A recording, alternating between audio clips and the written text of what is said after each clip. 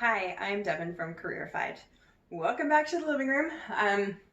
One caution before we get going this week, the cat's being a little crazy, so he might jump in here at some point.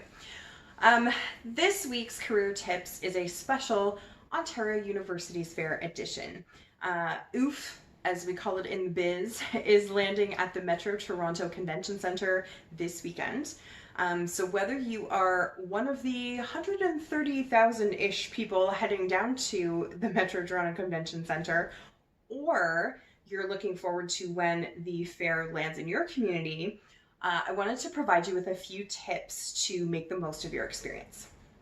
So first off, over the past week on Careerified's Facebook page, I have been posting ideas of questions that most people don't ask at these types of events that I'm hoping they'll find really illuminating. At least the answers should be really illuminating. And it's things like, what's the killer course? What's the one course or the one semester that people tend to struggle with the most? Probably a good thing to know before you get in the game. Or even things like how many people graduate and then where do they go after? A lot of people don't ask that question either. So check that out and see what you find. Another tip for while you're at the fair, visit the On Transfer booth. On Transfer is the home of everything credit transfer in the province of Ontario. There are a lot of agreements between the colleges and universities, or I should say the individual colleges and universities in the province, for starting in one program and then transferring your credits into another program. So that's something you probably want to know about. If you get a fantastic 2+2, then what that means is you spend 2 years at college and graduate with your diploma, and then transfer those credits into years 3 and 4, 2 years, at university. And after 4 years, you have both a diploma and a degree, and you spent less money. It's a magic formula, something you want to look into. So check that out.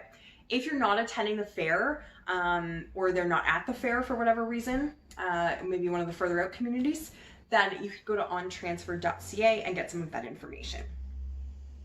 Another tip, maybe a bit of a challenge I'd like to issue is, while you're at the fair, go to a booth for a school that you are not seriously considering attending.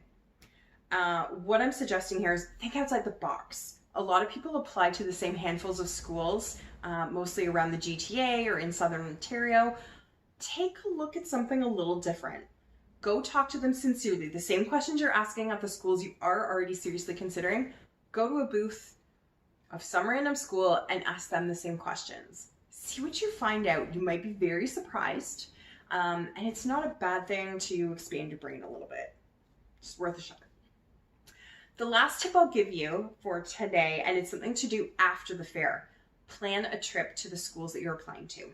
Before you submit your application in January, plan a trip to go there. One of the best ways to do this is a campus tour. Every school will also plan an open house. Open house isn't for everybody. I've planned quite a few of them in my day. It can be a big frenzy. It can be really chaotic. So particularly if that doesn't feel like your thing, you may not like that, but that is an option open for you. And all of the schools at OOF will be promoting when their open houses are coming up. But if you go for a campus tour, you'll get a more intimate experience. So it'll probably be a group of, I'd say no more than 10 or 15 people, and you get a tour around the school. It's a campus tour. You are about to invest a lot of time and a lot of money into your education, into an institution, into your future. And what you'll find at the fair is that you'll hear a lot of similar sounding things. So you'll hear about, decorated professors with lots of accolades. You'll hear about award-winning services, state-of-the-art facilities. I'm guaranteeing you're going to hear that one from somebody this weekend. So really what that means is on paper, they all kind of sound the same. And usually what makes a school different is how you feel when you're there. It sounds so cheesy. There's really no other way to say it that doesn't sound cheesy, but that's really what it's about. So make a plan to go to the campus. Now, I used to run the campus tour program at Durham College, and I would very commonly get a question from people when they were booking. They'd call and say, well, can I have a tour on the weekend? And in extenuating circumstances, I would make the arrangements for them to do that. But honestly, I would very strongly encourage them to come during the week. Think about your high school. What's it look like on the weekend? First off, do you even know? Because you've probably never been there on the weekend. Second, it's a ghost town. There's nobody there. There are no classes. There are no club meetings. There's nothing happening. Universities are not different. The residences usually have stuff going on because people are around, but that's it. All the services are closed. So if you're on campus and you want to ask financial aid some questions, they're not there. You can't do that. And usually once I made that argument, people went, oh, yeah, right. So plan to go on a weekday. Take friends. It's more fun. And then you have the chance, if you want to pop into one of the service offices, or if there is a professor available that you can ask questions, they're there, where there's zero chance of that happening on a weekend, unless it's an open house day.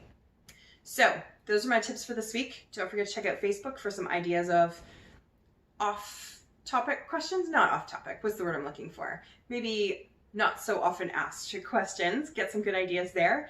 And we will see you next week in the living room for another career tip. Thanks.